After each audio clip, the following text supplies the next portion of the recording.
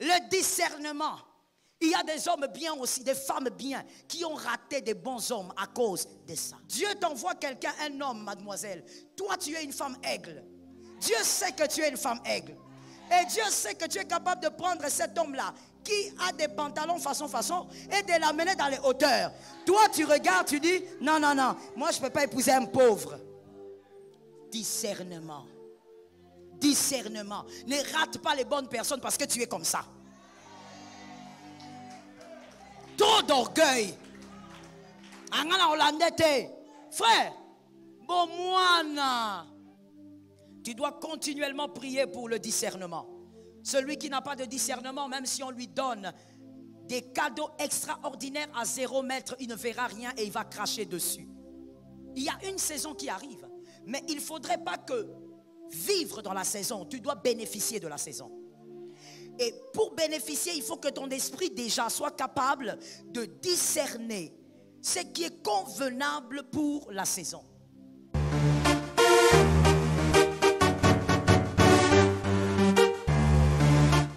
Shalom bien-aimé dans le Seigneur Jésus-Christ.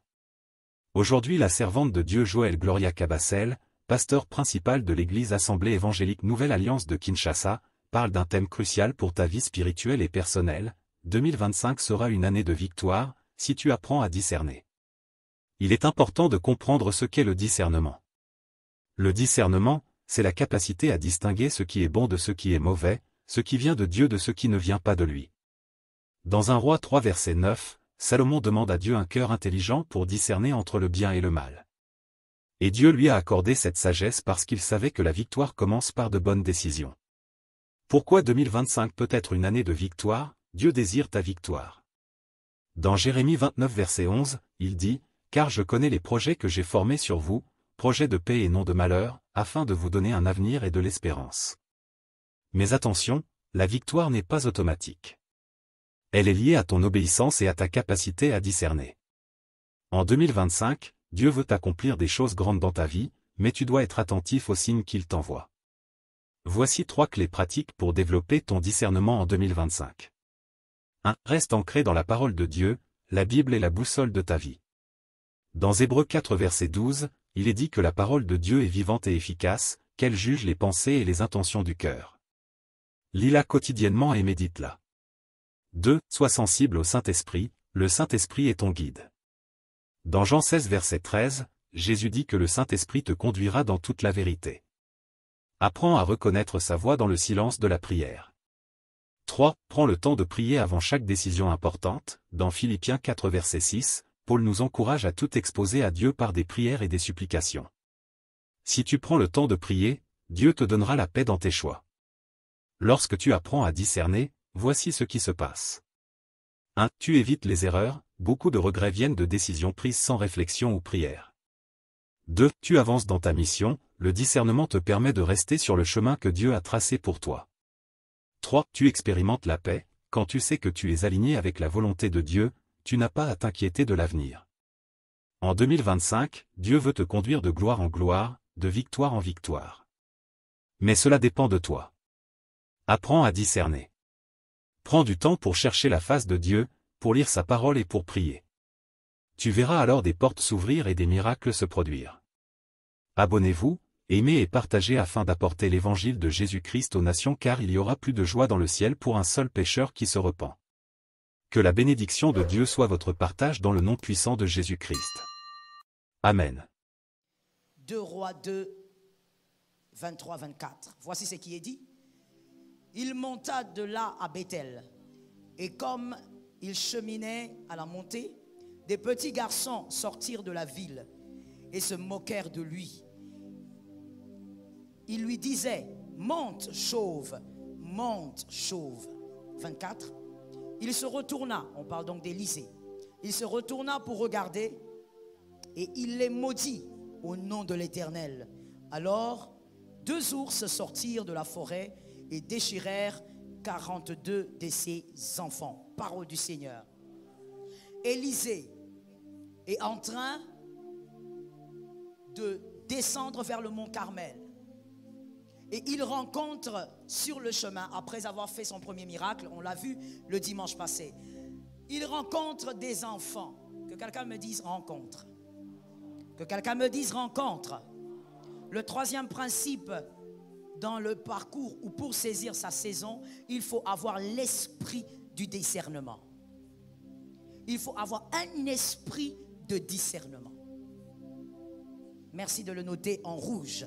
Il faut avoir l'esprit de discernement. Cet homme, Élisée, est en train de descendre. Et il ne descend pas de n'importe quelle manière. Il a le manteau, il a la double portion. C'est une rencontre magnifique. Que quelqu'un me dise magnifique.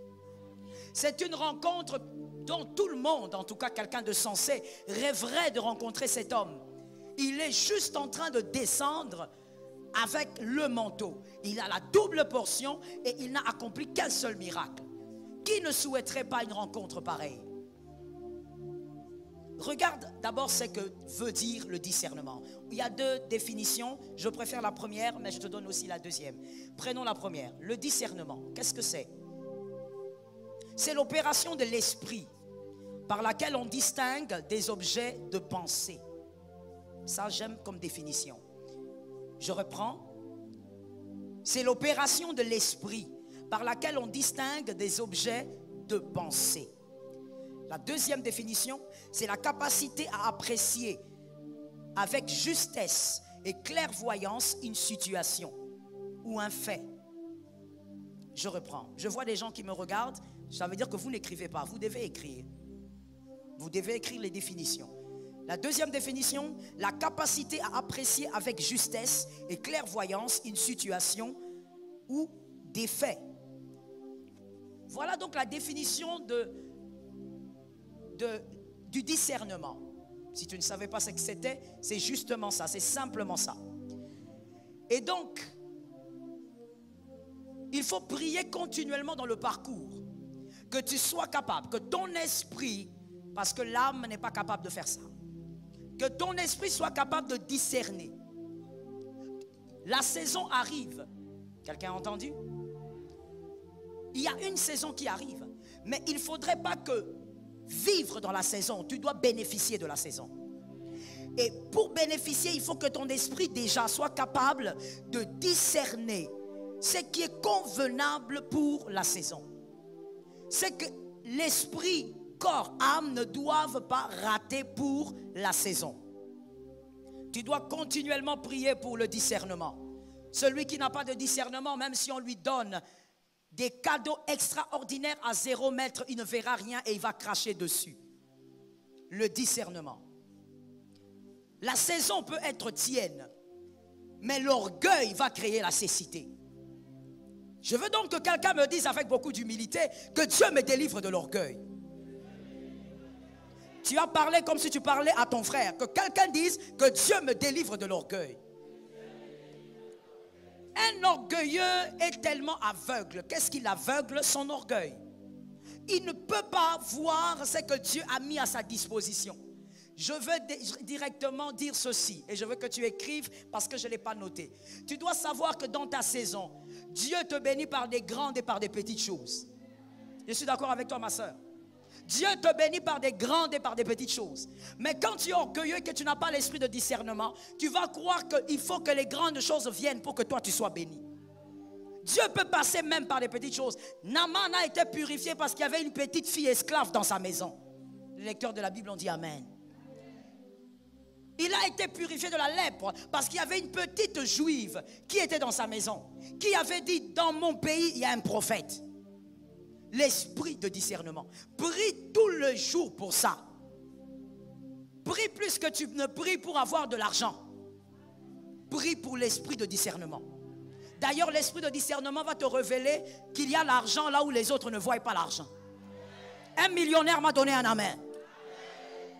L'esprit de discernement va t'ouvrir les yeux, va tuer la cécité. Tu verras de l'argent là où tout le monde donne le dos. Toi, tu verras des millions. Tous les millionnaires, en dehors des héritiers, les précurseurs millionnaires, allez consulter l'histoire dans le monde entier. Ils l'ont été parce qu'ils ont su voir l'argent là où personne ne voyait de l'argent. Dans des choses les plus banales, le millionnaire, celui qui est devenu milliardaire, celui qui a conçu TikTok, il a vu là où vous n'avez pas vu. Il a réfléchi à une petite chose. Là où vous n'avez rien vu, il est devenu milliardaire. Le discernement te permet aussi de voir là où personne ne le voit. Prie pour le discernement. Que l'Éternel te délivre de l'orgueil. L'orgueil crée la cécité. Vous savez, un orgueilleux, et dans le monde chrétien, au milieu des enfants de Dieu, malheureusement, on a plein d'orgueilleux. Certains, ils s'ignorent même. Ils ignorent même leur orgueil. Au fait, un orgueilleux, c'est celui qui pense aussi que Dieu n'agira que comme lui il le sait. C'est de l'orgueil. Dieu n'est pas obligé d'agir comme toi tu le sais. Ou comme toi tu le penses. Dieu agira selon que lui le veut. J'ai besoin d'un amen. J'ai besoin d'un autre amen. Dieu n'agit pas parce que tu as prié, Seigneur, comme j'ai fini comme ça, tu vas forcément ouvrir la porte chez mon oncle. Dieu n'est pas obligé. C'est de l'orgueil spirituel. Dieu agira comme il veut. Tue ta cécité et reçois l'esprit du discernement. Élisée venait de recevoir le manteau. Oh mon Dieu, au lieu que ses enfants se disent, ça ce n'est pas le prophète là qui était avec l'autre, on bénéficie d'une onction. Allez imaginer, si ses enfants étaient venus tous et avaient couru vers Élisée, c'était des enfants. Ils n'allaient pas faire la différence entre le manteau qu'il avait et les vêtements qu'il avait. Ils allaient venir embrasser, juste embrasser Élisée. Ils allaient recevoir une chose qu'ils n'allaient jamais oublier dans leur vie. Ils allaient recevoir une chose qui allait transformer leur destinée. Est-ce que quelqu'un m'entend bien? Mais leur destinée a été arrêtée ce jour-là. Pourquoi? Le discernement. Dis à ton voisin, apprends à savoir qui tu rencontres. Dis à un autre, celui-là ne répond pas. Dis à un autre, apprends à savoir qui tu rencontres. Dis encore à un autre, découvre qui est devant toi. Mon frère, dans la saison, parmi les éléments que Dieu utilise pour te bénir dans ta saison, il y a les rencontres. Le discernement doit t'aider, doit te faire comprendre. Celui que tu as rencontré là, c'est qui? Si tu n'as pas le discernement, tu vas piétiner celui qu'on ne piétine pas. J'aime ton amen. Si tu n'as pas le discernement, tu vas insulter celui qu'on n'insulte pas. Mon Dieu, j'ai envie de parler. J'aime ça. Je disais, j'ai envie de parler. Toi, tu es de cette église. J'ai envie de parler. Je dis ceci. Dans la vie, un adulte sait que toutes les rencontres ne sont pas pareilles. Un enfant, c'est celui qui croit que tout le monde est pareil. Oui. Celui que j'ai rencontré aujourd'hui, c'est comme mon ami en 2023. En 2003. Toutes les rencontres ne sont pas pareilles.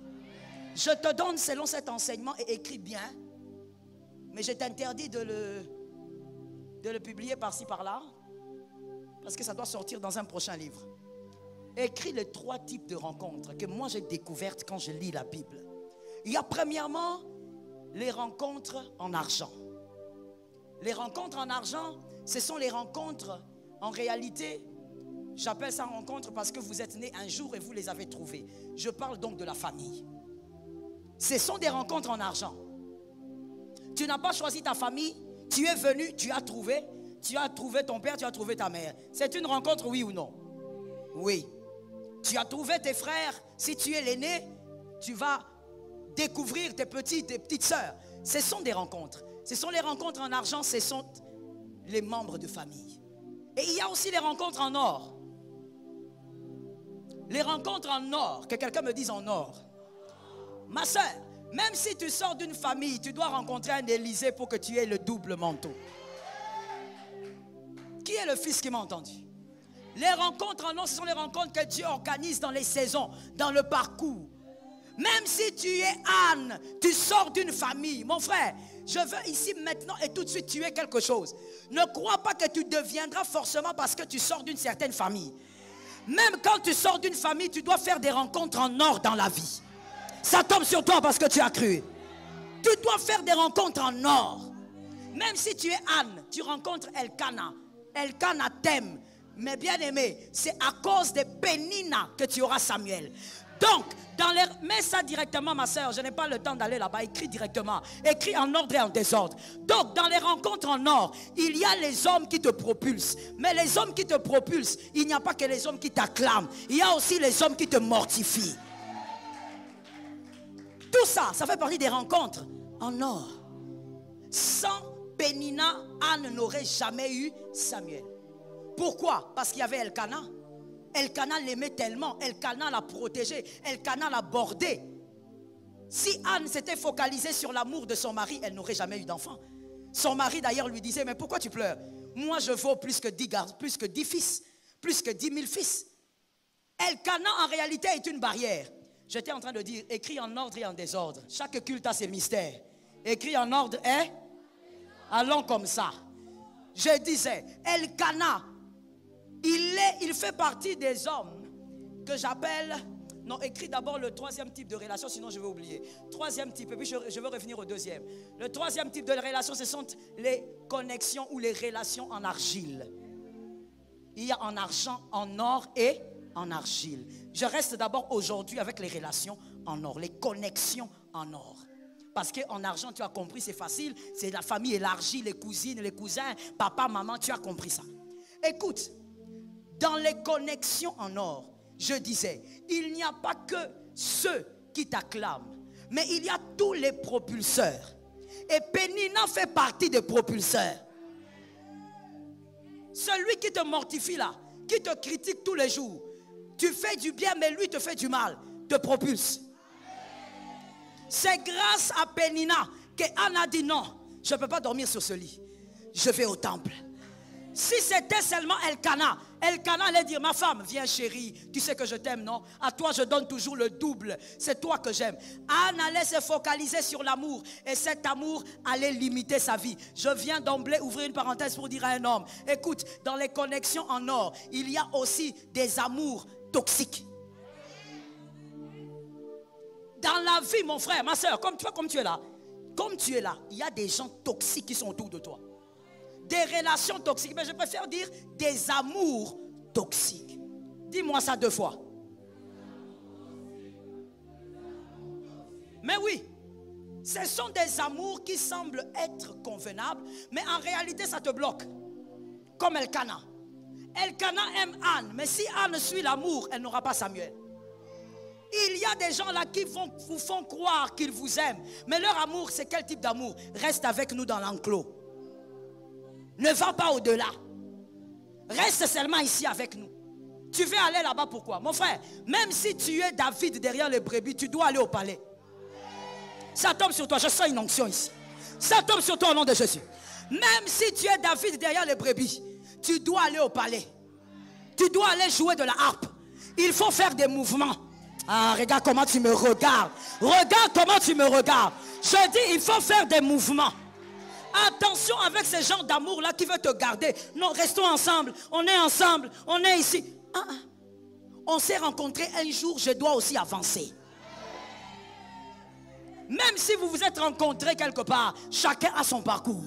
Mais il y a des amours toxiques comme l'amour d'Elkana. Mais quand tu entends comme ça, ça semble merveilleux. Ça semble vraiment être un amour comme au ciel. Mais cet amour a des limites. Ça veut t'empêcher d'aller au-delà. Je dis à quelqu'un, cette saison, va au-delà. Des amours toxiques comme ça. Et toi, tu crois que c'est bien?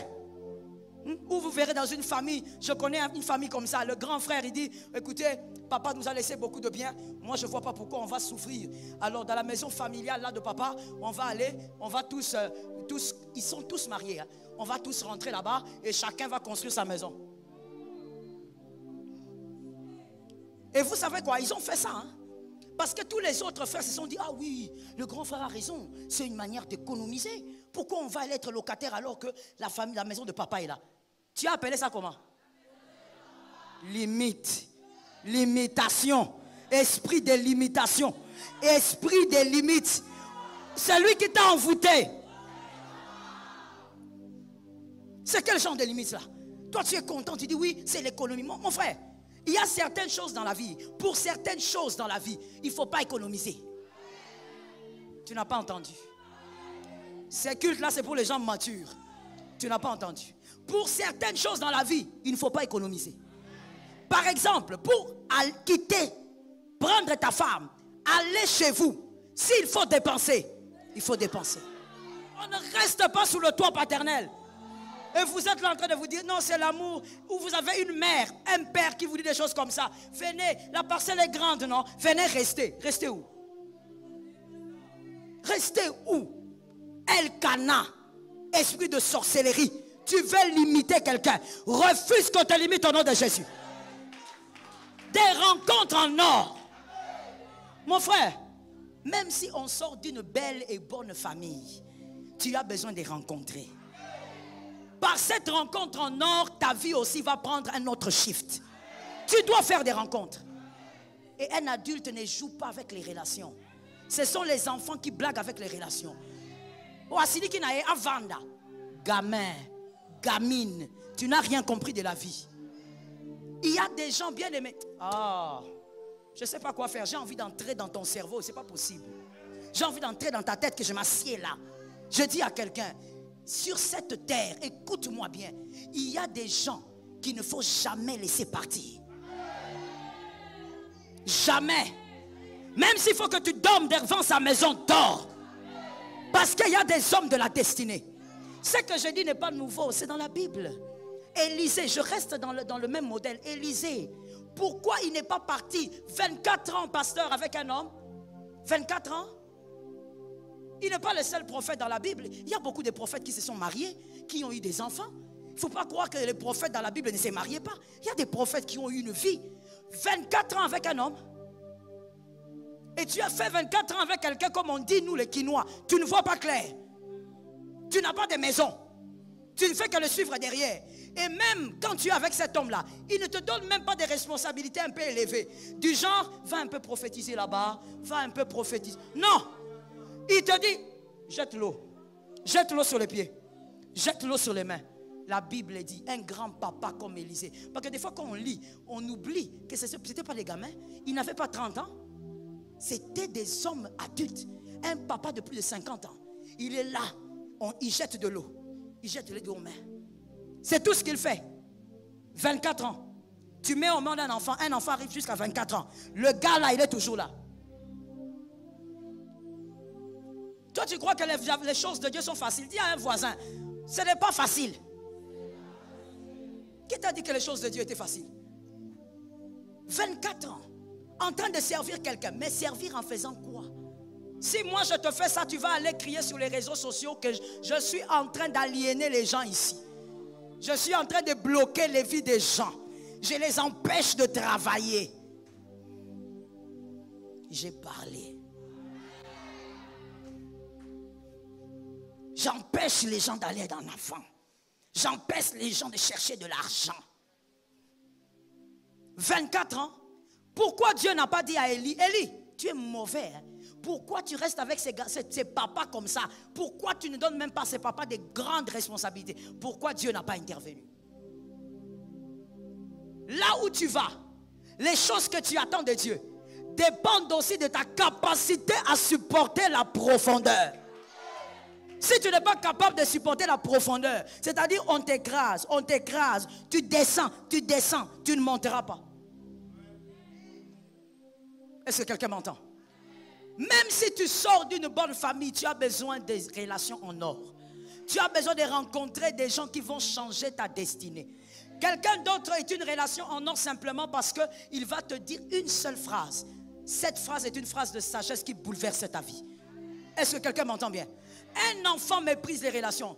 Un autre, je n'ai pas écrit, il faut noter. Un autre, je ne sais même pas comment dire ça.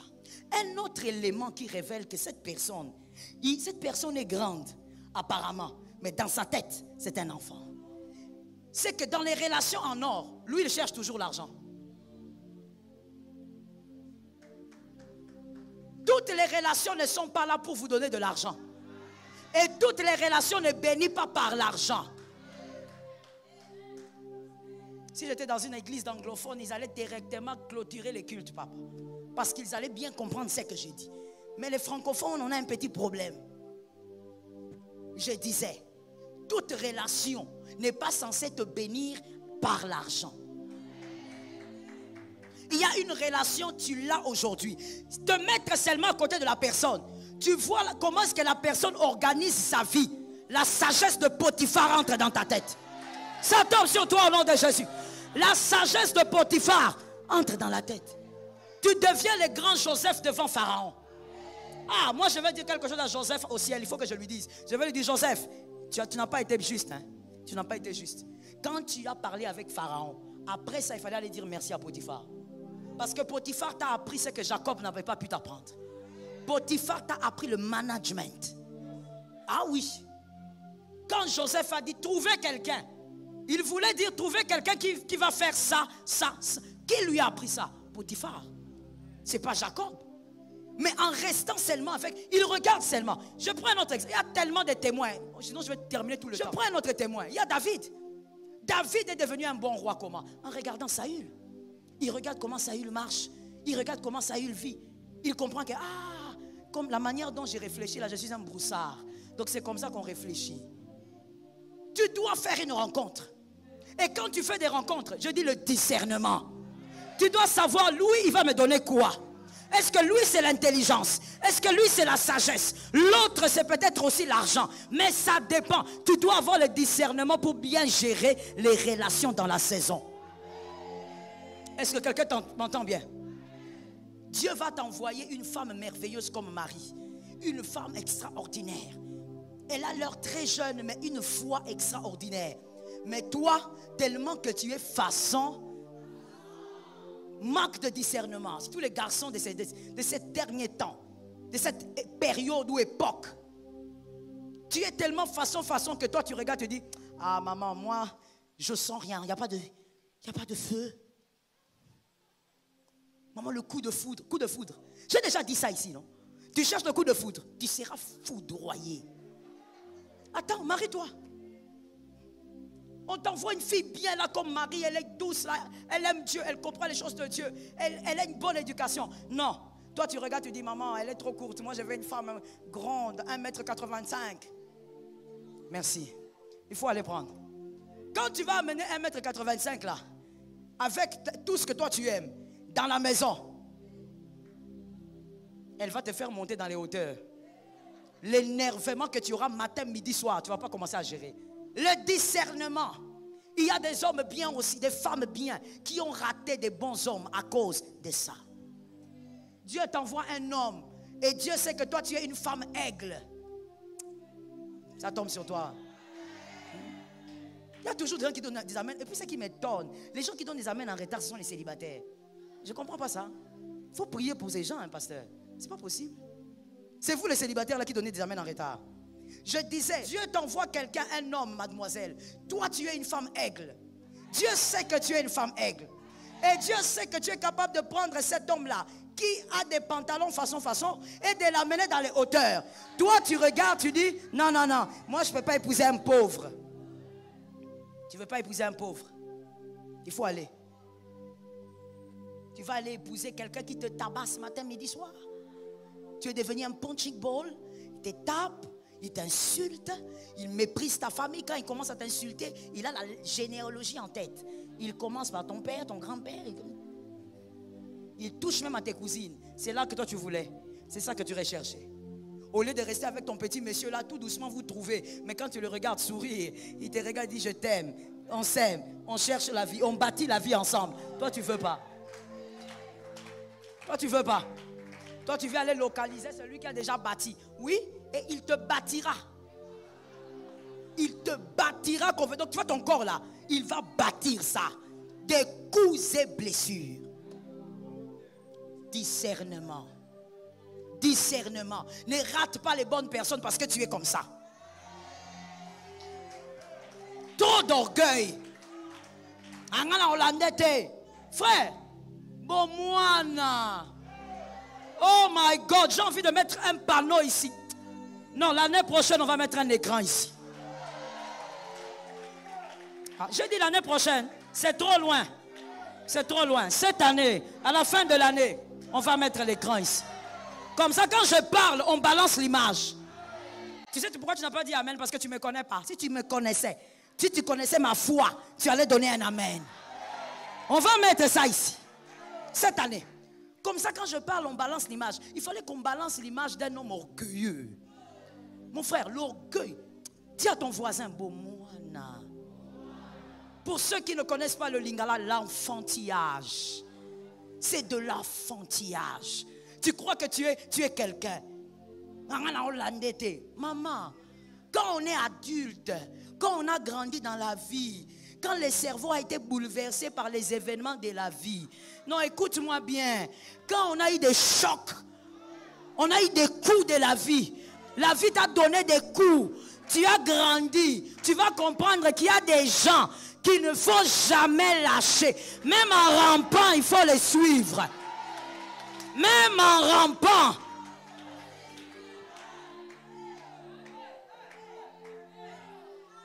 Vous savez, je peux donner un exemple, mais bon. Si je suis suspendu, vous êtes suspendu avec moi. Je donne un exemple, je dis ceci. Vous savez, quand la nature ne nous enseigne pas, c'est très bizarre. Moi, je trouve que par cette phrase, l'apôtre Paul a résolu beaucoup de choses. Quand les gens disent non, on n'est pas obligé, mon devenir ne dépend pas d'un être humain. Monsieur, l'équilibre. Dans ce que tu dis, l'équilibre, il y a une partie de vérité, mais ce n'est pas toute la vérité. Toute destinée pour devenir dépend aussi d'une personne. Je te donne un exemple simple de la nature, justement. Tu es marié avec ta femme. Vous finissez le mariage, on vous bénit ici, comme on a nos mariés là-bas, que Dieu vous bénisse. Je continue. Et je dis, vous vous mariez, vous avez fini, on a béni, vous rentrez chez vous. Et arrivez chez vous, vous, le monsieur, vous dites, on va maintenant consommer la lune de miel. Et la dame qui dit, je ne veux pas. Ok, peut-être que tu ne vas pas bien, je te laisse un autre jour. Le jour suivant, tu viens comme ça, monsieur, madame qui dit, je ne veux pas. Et puis après quelque temps, madame te dit, je vais avoir un enfant. Il dit, ah d'accord, gloire à Dieu, comme ça, viens. Elle te dit, comment tu vas faire un enfant sans ton mari? Ma fille, ça fait rire, hein? Mais des fois, c'est ce que nous disons en d'autres formes. Quand on dit que c'est ce que tu veux dire. Il y a des devenirs qui dépendent absolument de certaines personnes. Comment tu vas avoir un enfant sans ta femme, sans ton mari? Tu veux faire quoi? Mais tu veux avoir un enfant. Mais aller avec ton mari, tu ne veux pas. Comment? Comment tu réfléchis? Non, moi, est-ce que je suis né avec lui? Mon frère, il y a, retiens pour la vie, retiens pour la vie, retiens. Il y a des gens avec qui, évidemment, vous n'êtes pas né avec. Vous les avez rencontrés peut-être à 45 ans, à 56 ans. Mais ces gens-là ont la clé d'une porte que tu ne dois pas rater. Ces gens ont la clé d'une porte que tu ne dois pas rater dans ton parcours. Ne les rate pas. Est-ce que quelqu'un m'entend bien? Je donne un autre exemple. Jonas, que quelqu'un dise à son frère Jonas. Heureusement pour lui qu'il est entré dans un bateau avec des gens qui étaient d'accord de le jeter. Les lecteurs de la Bible sont allés à l'oméga. Ils sont rentrés vers l'alpha. Ok, il faut toujours aller à l'oméga et puis tu reviens directement. C'est pourquoi il faut lire la Bible. Heureusement pour lui qu'il est monté dans un bateau où il a dit aux gens, jetez-moi. Les gens ont dit oui, on va te jeter. Ce n'était pas évident. Quelqu'un d'autre aussi pouvait dire, ah, donc c'est toi le problème. On te tue ici. On va te tuer ici, ton corps, c'est ce qu'on va jeter. Mais ces gens-là ont dit, oui, on va te jeter vivant. Dans la vie, mon frère, il faut avoir des gens. Si on ne l'avait pas jeté vivant, l'Éternel ne l'aurait pas récupéré. Donc en réalité, pour que l'Éternel récupère son prophète, ça dépendait des païens.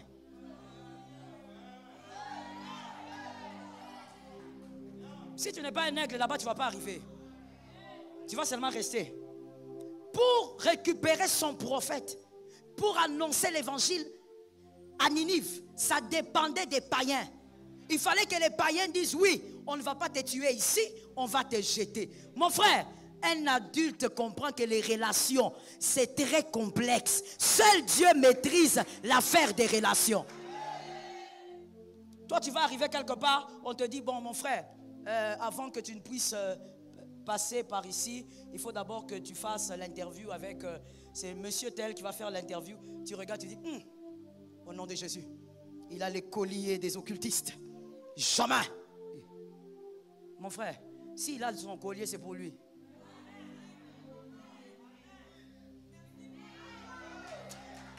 La sagesse de la vie. Dis à ton frère, s'il a son collier là, c'est pour lui. Mon frère, tu vas vraiment devant cet occultiste.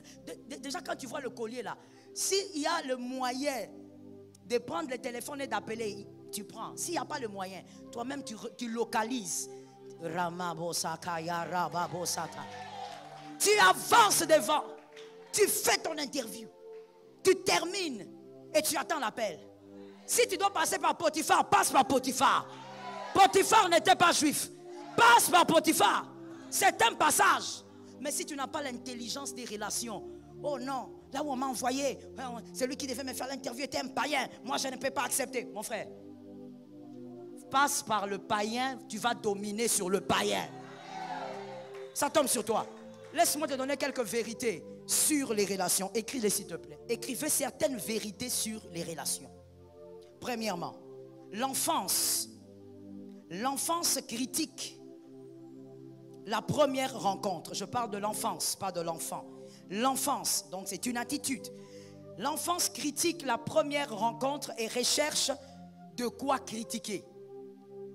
C'est-à-dire celui qui a un esprit d'enfant dans la vie. Il peut être adulte, il peut être marié, il peut avoir des enfants, mais il a l'esprit d'un enfant.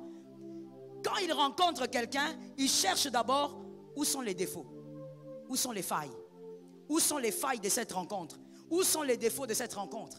C'est ce que ces enfants ont fait avec Élisée. Il est chauve. Ils ont tout de suite vu le déficit au lieu de voir le bénéfice de la relation.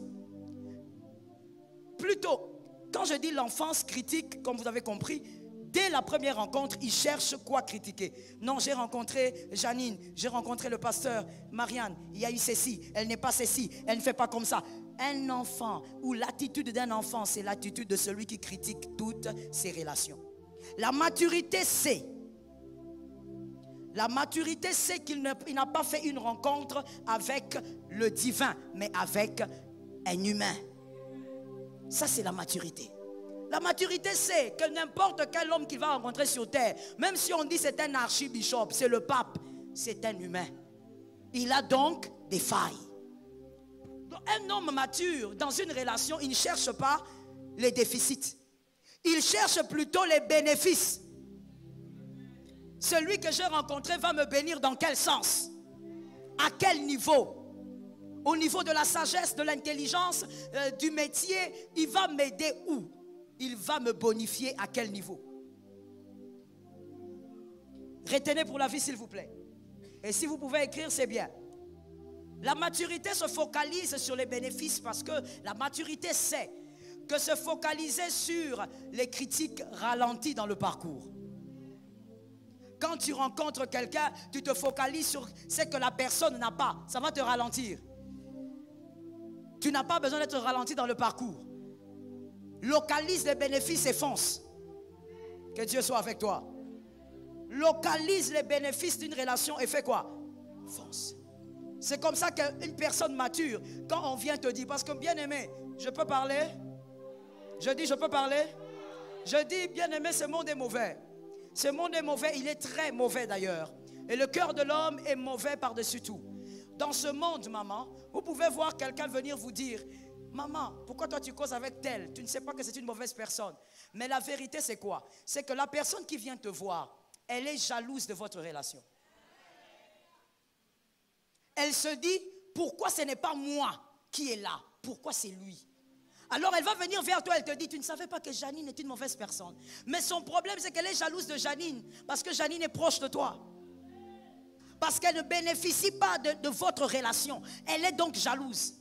Elle veut briser, oh, que quelqu'un m'entende. La personne veut briser cette relation parce qu'elle ne bénéficie pas de votre relation. Et si tu es un enfant ou tu as des attitudes d'enfant, tu vas dire, ah bon, il est comme ça. Tu n'as pas compris, on t'a manipulé et on t'a eu. Que quelqu'un lève la main droite et dit, Seigneur, délivre-moi de la manipulation. On ne doit pas te manipuler comme un enfant, mon frère. Quelqu'un vient, il veut détruire ce qu'il voit de beau. Il vient, il te manipule par des phrases et toi aussi, oui, je crois que tu as raison, je dois prendre mes distances. Écoute, prends tes distances avec quelqu'un parce que le Saint-Esprit t'a parlé. Je reprends, prends tes distances avec quelqu'un parce que le Saint-Esprit t'a parlé. Ne prends pas tes distances parce que 1000 hommes sont venus te parler. Mon frère, sur la terre des hommes, la motivation des gens, vous ne saurez jamais quelle est la véritable motivation des gens.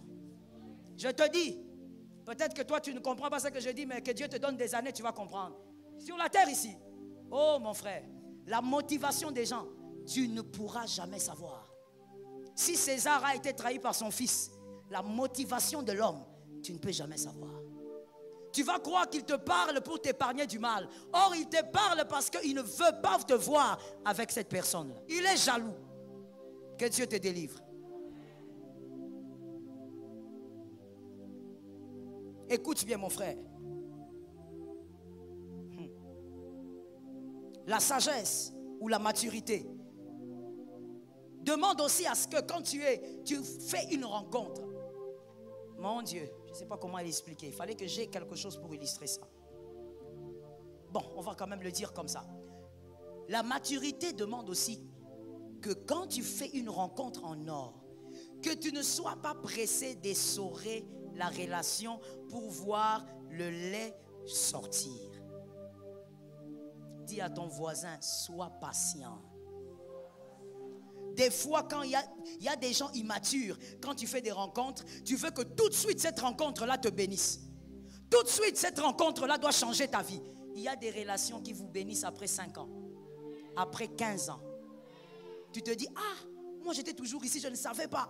Mais aujourd'hui, cette relation m'a payé. Il y a des relations qui doivent. Ces relations ont été programmées comme ça. Bats-toi comme tu veux, il n'y aura rien. Vous comprenez un peu ce que je dis. Aujourd'hui, avec la technologie, je crois qu'on peut mieux comprendre ce que je dis. C'est comme un téléphone qui a été programmé. Tu prends ton téléphone et tu mets ton alarme. Tu mets l'alarme, par exemple, pour quelle heure? 7 heures ou 2 heures. Quand tu mets pour 7 heures ou 2 heures, ton alarme, normalement, doit sonner. Si ça ne sonne pas, ben, il faut revoir quel téléphone tu as acheté. Oui. Mais normalement, l'alarme doit sonner. Donc, bien aimé, dans les relations en or, il y a aussi des relations qui ont été programmées comme ça. Avant 15 ans, ça ne te bénira pas. Arrête de forcer. Et si tu es enfantin, si tu es immature, qu'est-ce que tu vas faire? Tu vas t'éloigner. Tu vas dire, ah, depuis que moi je connais Ali, il ne me donne rien, il ne fait rien pour moi. Ça, c'est quel type de relation? Tu n'as pas compris. Toutes les relations n'ont pas été programmées à bénir au même moment. Je parle, je vais faire comprendre à quelqu'un quelque chose. J'entre dans la nature. Toutes les matrices n'ont pas été programmées à mettre au monde au même moment. C'est comme ça qu'il y a la matrice d'Agar et la matrice de Sarah. La matrice de Sarah a été programmée pour engendrer après la ménopause. La matrice de Sarah, plutôt d'Agar, a été programmée pour engendrer très tôt. Les matrices ne se ressemblent pas. Quelqu'un a bien compris ça? Oui, vous savez, quand vous lisez la Bible, allez dans la nature si vous voulez comprendre. Il y a tout là-bas. Ça s'explique. Non, depuis que j'ai rencontré Monsieur Lionel, pourquoi est-ce que ma vie ne change pas? Mon frère, la vie ne change pas de la même manière dans toutes les relations. Et d'ailleurs, je vais ouvrir une parenthèse profonde pour un homme intelligent.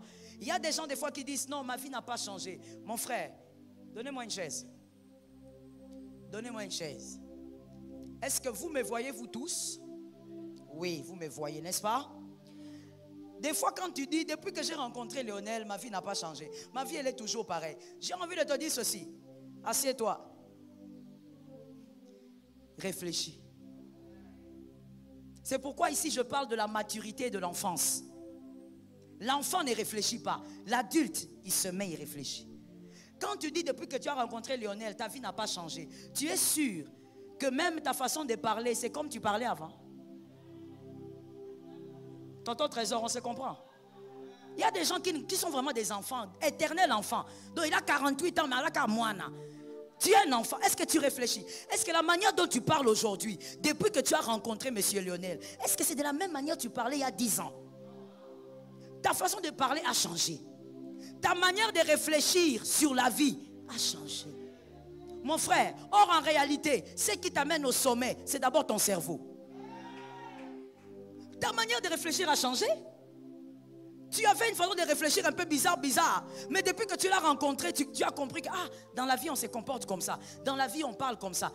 L'équipement invisible, tu ne le comptes pas. Toi, tu crois que la vie change seulement quand tu as des maisons et des voitures.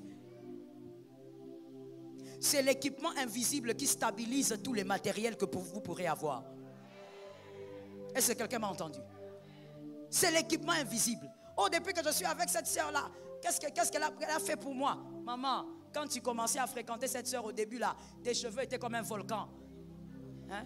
Tu ne lavais pas les cheveux. Tu ne savais même pas que quand on a les tissages aussi, on les lave. Tu restais comme ça, comme un volcan. Des fois, quand tu sortais, les mouches te poursuivaient, comme s'ils allaient dans leur culte. Tu as oublié? Mais le fait seulement de rester à côté de Madame Judith, de Madame Henriette, tu as appris que une femme aussi doit être propre comme ça. Une femme doit faire. Ça, tu ne comptes pas. Pour toi, une vie qui change, c'est si tu te maries, si tu as des enfants. Vous voyez l'immaturité? Très souvent, nous sommes dans l'immaturité. Depuis que je l'ai rencontré, je n'ai rien eu. C'est faux, mon frère. Même ton français a changé. Ce sont les hommes humbles qui m'ont donné un amen. Oui, même ton français. Mais quand je parle, toi, vois un peu tes relations. Même au travail, vois-les. Depuis que tu as rencontré ces chefs-là, n'est-ce pas que tu as changé? Même ta manière de t'organiser à la maison a changé. Mais tu dis quoi? Je n'ai rien eu. Cette relation-là ne m'a rien donné. Immaturité, enfantin. Que Dieu m'a déjà délivré. Il m'a déjà délivré de ces hommes-là façon. Je suis scotché, cimenté, collé.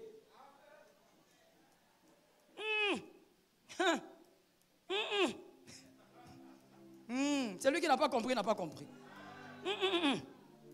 Ma fille, les hommes sérieux et intelligents, équilibrés, les hommes ayant une carrure des adultes sont rares.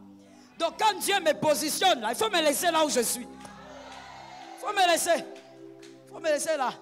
Que je gonfle, que je diminue, je reste là. C'est dur.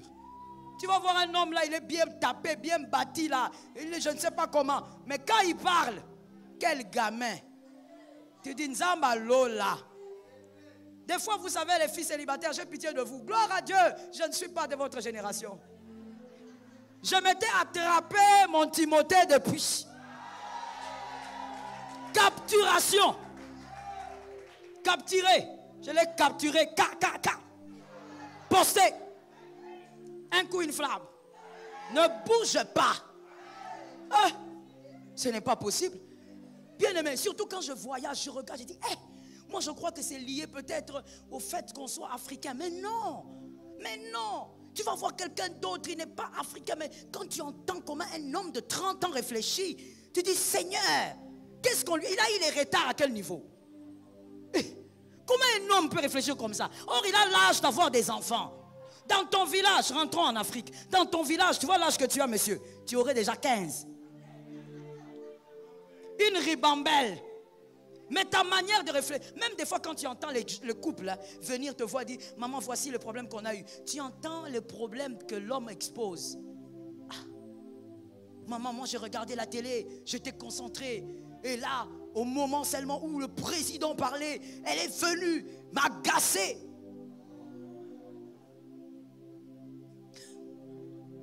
Donc tu te poses la question, ces discours-là, on ne peut pas les trouver sur Google.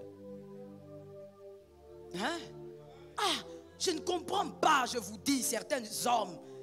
Est-ce que tu ne peux pas, même en différé, tu l'auras. Donc toi, tu as des problèmes avec ta femme jusqu'au point de me réveiller la nuit parce que quand tu regardais le discours, ta femme est venue. Maman, les maris, je te dis, que les femmes mariées me donnent la main. Je dis aux femmes mariées, écoute bien, écoute. Fais comme si les hommes ne sont pas là. Écoute, maman, des fois on fait des caprices. Tu sais comment on fait, non? Des fois on fait un peu des caprices, on boude et tout ça. On fait des menaces. Ce ne sont pas des menaces, mais menaces. Mais à un moment donné, quand tu vois que ça commence à exagérer, tu récupères ton gars. Parce que les hommes bien adultes, matures, sont rares. La plupart que tu vois ici. Comme je le disais le jeudi à Famille Glorieuse ici, c'est les gens d'hommes, tu le plaques, ils te demandent le transport. Tu n'étais pas là jeudi, il faut être là le jeudi. La fille elle-même, elle brise la relation, elle plaque le gars, et le gars il reste là. Bon, donne-moi le transport, je vais partir. C'est le genre de gars là que tu vas aller t'attraper quelque part. Donc si tu es collé cimenté là, il faut être collé cimenté là. Est-ce que quelqu'un m'entend? C'est comme ça que quand mon Timothée sort, si je vois qu'il traîne, j'appelle. Tu es où? Il faut revenir ici. Ah oui, il faut revenir. Non, je suis en train de chantier. Chantier, il faut laisser les chantiers, il faut rentrer ici. Que moi-même, les radars sont en train de... J'étais assez titillé. Je termine en disant Écoute, la maturité demande à ce que les relations en or soient préservées. Toute relation, quand Dieu lui-même n'a pas effrité la relation, ne l'effrite pas. Elle peut prendre des années, mais elle finira par te bénir. Car chaque relation a son chrono. Qui a dit Amen? Que l'Éternel te bénisse. Que Jésus bénisse sa parole. Dis à un voisin, ce qui compte, c'est ma saison. Dis à un autre, ce qui compte, c'est que je bénéficie de ma saison. Lève maintenant tes mains, nous allons bénir la saison qui arrive. Nous déclarons 7 fois, ma saison arrive et je ne la raterai pas. Est-ce que quelqu'un m'a entendu? On y va, 1, 2, 3. Au nom de Jésus. Au nom de Jésus. 3, 4, 5, 6. Alors saisis ta saison par les paroles prophétiques. Non, je n'entends pas un homme prophétiser, une femme prophétiser. Saisis ta saison en prophétisant. Saisis ta saison en prophétisant. Saisis ta saison en prophétisant. Rebosheta mabosa, remasata. Oh, c'est le moment, mon frère. Ne viens pas chercher la prière quand il y aura des problèmes. C'est le moment de déclarer. C'est le moment de prophétiser. C'est le moment d'ordonner que ta saison ne va pas te rater.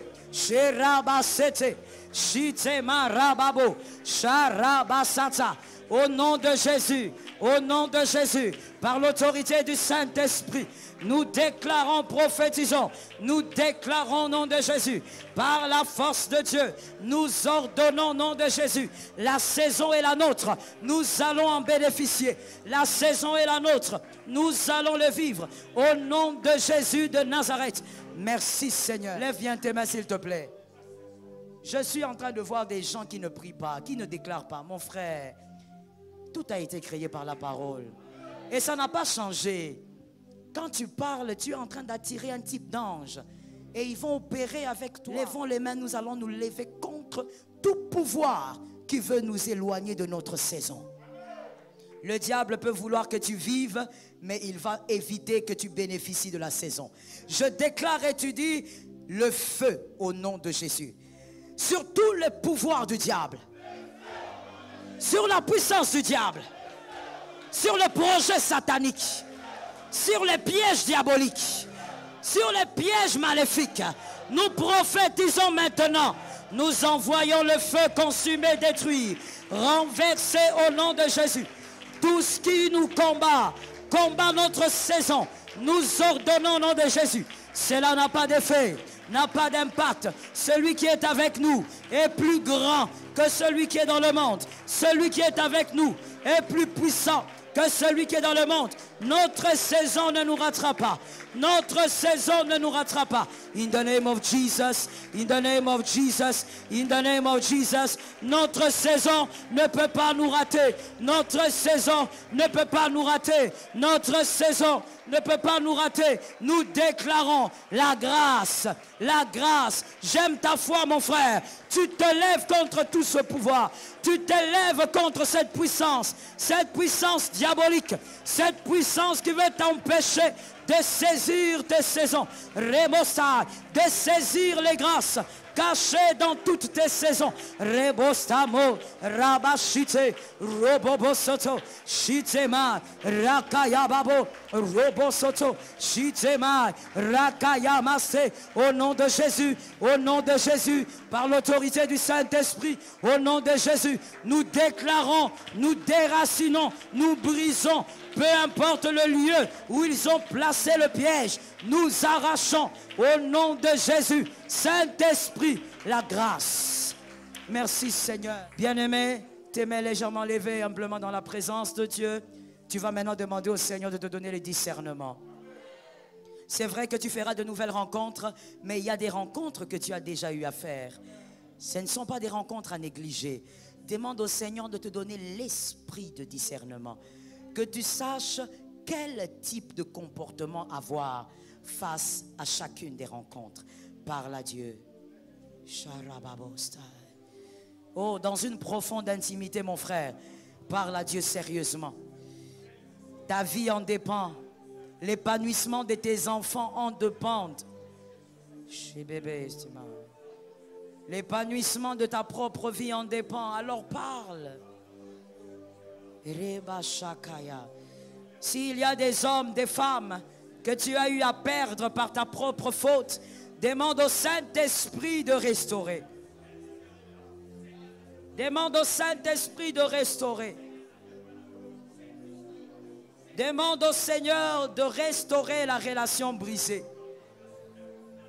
Une relation qui se brise avant le temps, c'est une relation que tu as ratée. C'est une bénédiction que tu as ratée. Demande au Saint-Esprit de te soutenir. Oh, je ne t'entends pas, bien-aimé. Fais tomber ton orgueil et parle à Dieu. Dis au Seigneur, aide-moi, aide-moi. Aide-moi à restaurer ce qui a été brisé par ma propre faute. Oh, Shabababasataba. Rabashakayababosete. Rabashatayama. Oh Lord Jesus, your mercy. Shiramasatayama. Lord Jesus, your grace. Remasa. J'aime ta foi, ma soeur. Crie devant Dieu. Parle à celui qui entend les prières. Dieu te bénira par les relations. Dieu arrosera ta connaissance par les hommes. Demande au Seigneur de t'aider, de te remplir d'humilité pour que tu sois capable de vivre la restauration de tes relations. Sharebo setema, shorabasakaya, shirebasata, robasetema. Merci Jésus. S'il vous plaît, nous allons nous humilier dans la présence de Dieu. Nous allons nous prosterner tous. Nous nous prosternons et nous allons demander pardon à Dieu pour les relations que nous avons nous-mêmes blessées. Il y a des relations que Dieu avait organisées et que nous avons détruites nous-mêmes par notre attitude, par notre langue, par notre mauvais discours. Nous avons fait des choses et nous avons détruit ce que Dieu avait organisé. Comme la parole dit, nous avons obscurci les desseins de Dieu. Tu vas demander pardon. Ne demande pas pardon en vrague, mon frère. La maturité. Rentre en toi-même, humblement. Commence à voir. Et le Saint-Esprit va te rappeler les relations que tu as toi-même blessées, que tu as toi-même détruites, alors que ça devait te bénir. Demande pardon à Dieu. Et si tu peux même citer nommément, tu dis, Seigneur, pardonne-moi pour cette relation avec telle que moi-même j'ai détruit. Prions. Saint-Esprit, Saint-Esprit, parle au Saint-Esprit. Il est le réparateur des brèches. Peut-être toi, tu ne réalises pas combien tu as perdu en te comportant de cette manière. Mais Dieu sait combien tu as perdu. Et aujourd'hui, il te donne l'opportunité de récupérer. Dis au Seigneur, Seigneur, je ne sais pas comment, mais répare. Donne-moi l'humilité de réparer. Mets en moi la semence de l'humilité. Et s'il y a une relation que tu as eu à négliger, que Dieu te le révèle.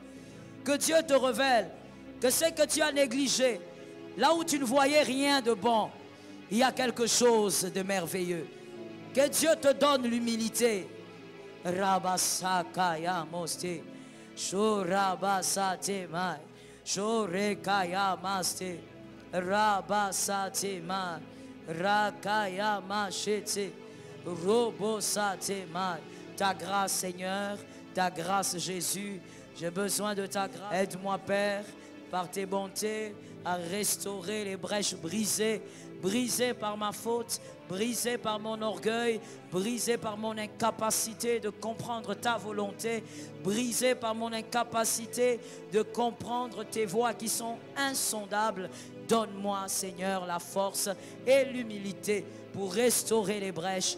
Par ta grâce, Seigneur, j'ai besoin de ton appui. Je ne voudrais pas qu'un jour tu me dises, j'ai raté ce que je devais recevoir.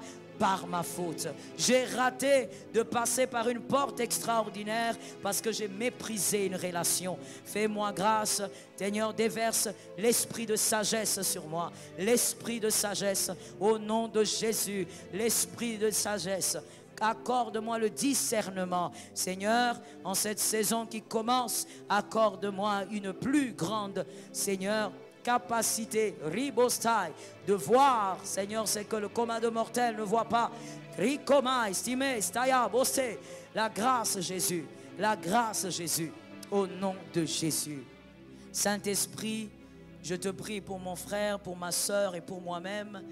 Rends-nous capables, Seigneur, de faire ta volonté. Là où nous sommes trop humains, aide-nous à voir comme toi. Que nous soyons capables de respecter ce que tu respectes, d'honorer les relations, Seigneur, que tu mets autour de nous, que tu organises dans notre parcours. Aide-nous, Seigneur, à grandir tous les jours avec toi, à acquérir de la sagesse et une intelligence différente. Je te prie, Seigneur, de nous aider à réparer ce que nous avons détruit par nous-mêmes, à réparer ce que notre orgueil a détruit, à réparer, Seigneur, ce que notre ignorance aussi a détruit. Rends-nous capables. Nous ne voulons rien rater. Dans notre parcours, nous voulons bénéficier de toutes les grâces que tu mets à notre disposition. Même lorsque nous ne verrons qu'un simple bâton, que nous ayons le discernement pour voir que ce bâton peut fleurir. Seigneur, ta grâce, et que ta main puissante nous soutienne tous. Humblement, Seigneur, devant toi, nous te demandons ce soutien. C'est au nom de Jésus que j'ai ainsi prié. Amen. Shalom bien-aimés dans le Seigneur Jésus-Christ. J'espère que vous avez aimé cette vidéo. Abonnez-vous et partagez pour porter l'évangile de Jésus-Christ aux nations, car il y aura plus de joie dans le ciel pour un seul pécheur qui se repent. Merci de faire partie de notre famille Wonderful Jésus-Christ.